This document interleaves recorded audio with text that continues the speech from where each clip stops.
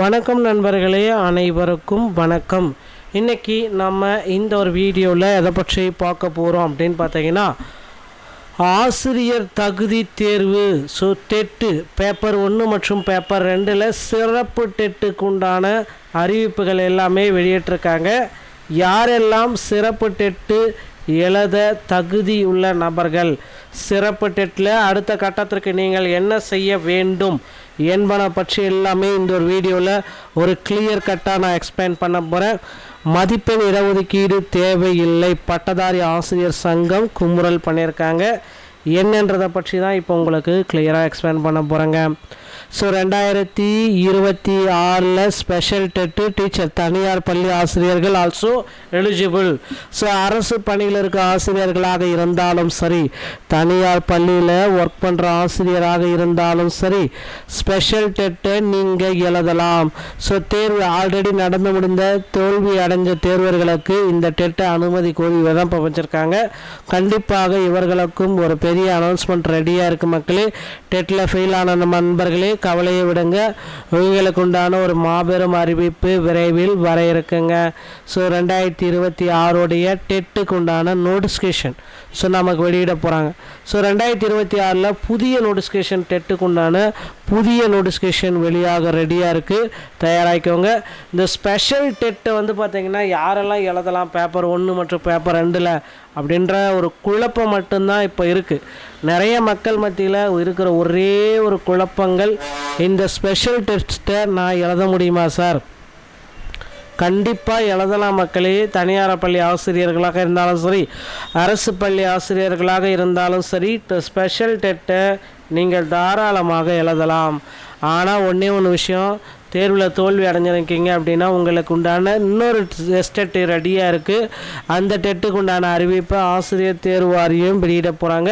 அந்த அப்டேட் பார்த்திங்கன்னா இன்னும் ஒரு சில தினங்களில் உங்களுக்கு கிடைத்துருங்க. தமிழ்நாடு உயர்நிலை மேல்நிலைப் பள்ளி பட்டதாரி ஆசிரியர் சங்க மாநில தலைவர் மலைக்கொழுந்தன் வெளியிட்டுள்ள அறிக்கையில் என்ன அப்படின்னு பார்த்திங்கன்னா, இந்தியா முழுவதும் உள்ள ஆசிரியர்கள் பணியில் தொடருவதற்கு பதவி பெறுவதற்கும் ஆசிரியர் தகுதி தேர்வு கட்டாயம் என்ற தீர்ப்பை 2025 செப்டம்பர் 9 உச்சநீதிமன்றம் வழங்கியது. தீர்ப்பின்படி 5 ஆண்டுகளுக்கு அதிகமாக பணியில் காலம் உள்ளவர்கள் பணியில் தொடரவோ அல்லது ஆசிரியர் தகுதி தேர்வில் தேர்ச்சி பெற்றிருக்க வேண்டும் என்ற உத்தரவு பணியில் மூத்த ஆசிரியர்களை அதிர்ச்சிக்குள்ளாக்கிறது. இந்த நிலையில் தமிழக அரசு சார்பில் நடந்த ஆலோசனை கூட்டத்தில் ஆண்டுக்கு 3 ஆசிரியர் தகுதி தேர்வுகளை அறிவிக்கப்பட்டிருக்கும் அப்படின்றத தெள்ள தெளிவாக அவங்க ஒரு பக்கம் குறிப்பிடுறாங்க.